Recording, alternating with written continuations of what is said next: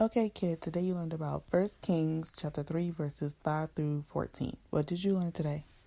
Well, Solomon was dreaming, and God gave God gave him something, wisdom, and he said David was great, and he became king.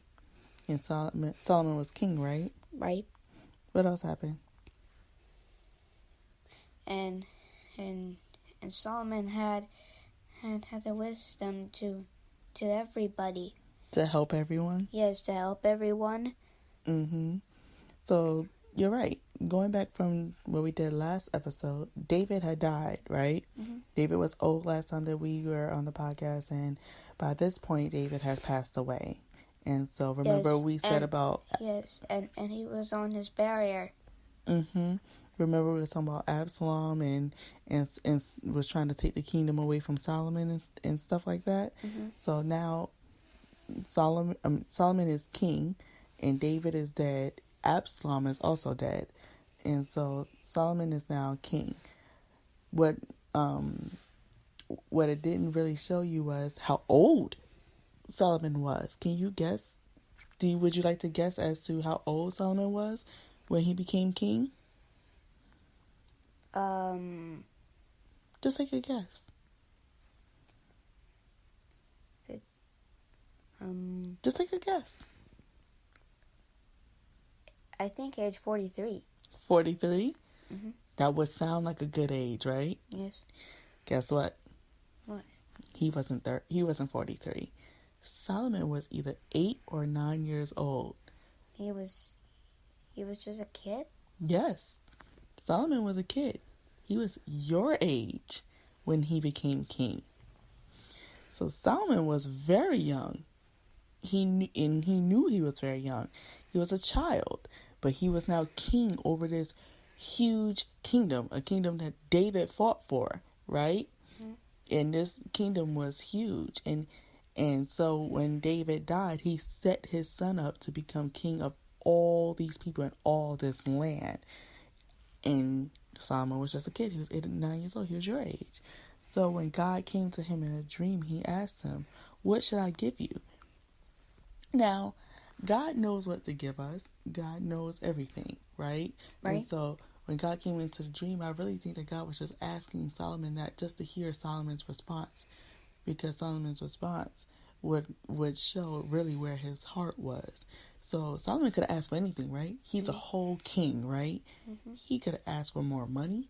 He could have asked for a whole new house. Remember we were talking about the donkeys and the horses and the mules? He could have asked for a new mule. He could have asked for anything, right? Gold, anything, right? But Solomon said he wanted wisdom. And the reason why Solomon said he wanted wisdom is because how is he going to lead these people? How is he going to help these people if he didn't know what to do, right? And him being a kid, he's like, I don't have this experience. My father was great. My father had all this experience. David knew what to do. He had the experience. He had gone through some things. He had seen some things. He had gained all of this wisdom through his experiences. But with Solomon only being 8 or 9, he's like, I don't have what David had. I don't have these things, and I don't have David here with me to teach me either. So like, God, you ask me what I want. I want to help my people. I want to help this kingdom. I want to further this kingdom. And I want to do it the way that David did it. And David did it with you, through you. Because David had God on his side, right? Right. God was on David's side. God was David's eyes and ears and helped him in battle, gave the enemy into his hands. That's the reason why David won all these wars and had all these victories, because God is the one who made all this stuff happen for him, right? God gave him the vision, and all David had to do was be obedient and execute, right? So Solomon's like, I don't want to follow behind my mother. I don't want to follow behind my father. I want to in doing exactly what my father did, because now I'm my own person. I'm my own king now. I'm King Solomon. I'm not King David. I'm King Solomon. So I want something that's going to help not me, not just me, but help everybody. I want wisdom.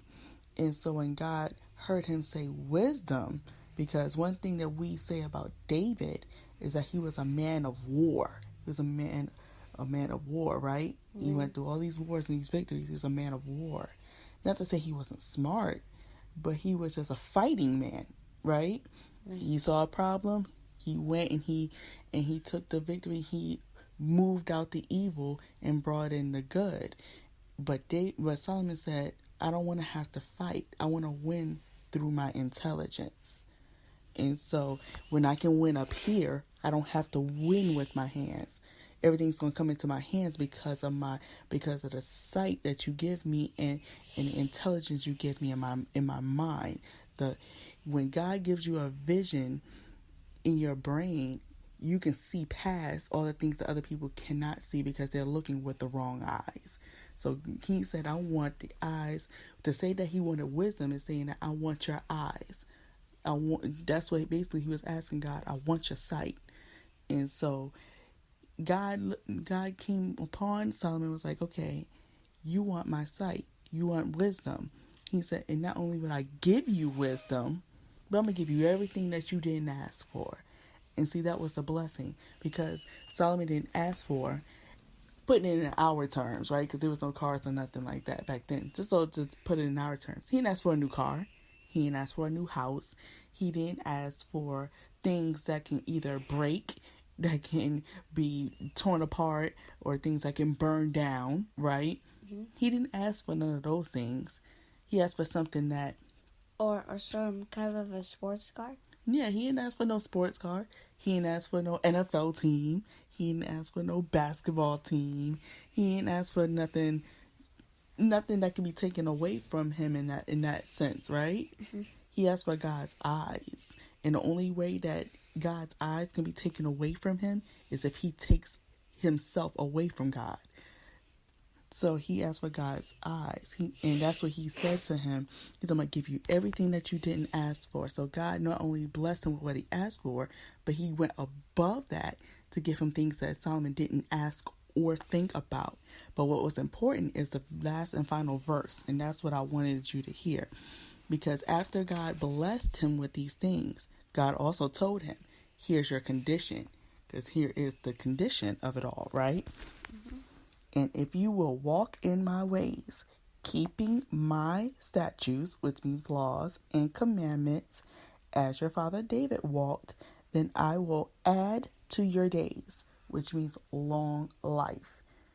So what God was saying is, I will give you my eyes, I'll give you my vision, I'll give you my wisdom, I'll give you these things that you asked for, and I'm going to give you more than what you asked for. However, your father did one thing, and this is why I blessed him so much, is that he did not leave. He did not stray from me. If you don't stray from me, if you keep my ways and you honor me by doing what I command and instruct of you, if you keep my ways, I will add to your days. You will have a longer life than your father. You will have more greatness than David. That was what God was saying to him. So I'll give you what you asked for. But as soon as you think that you don't need me no more, as soon as you think that you're smarter or wiser or have better vision than me, that you're going to use your own experience, the things that you will see, and think that holds more value than my ways and my sight, then we're going to have a problem. And that problem is going to be for you and not for me, being God, right? That problem going to be for Solomon and not for God. Understand? Mm-hmm. Okay, cool beans.